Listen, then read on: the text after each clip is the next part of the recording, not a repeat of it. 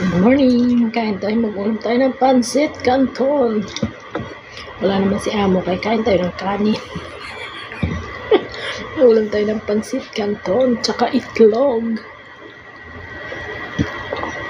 Tapos kamayan portion.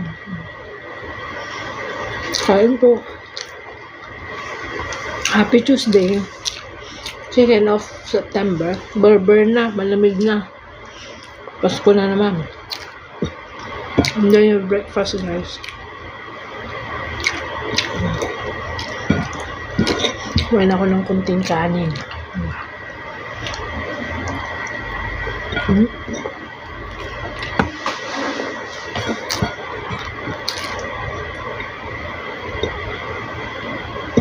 Kasi pampahaba ng buhay.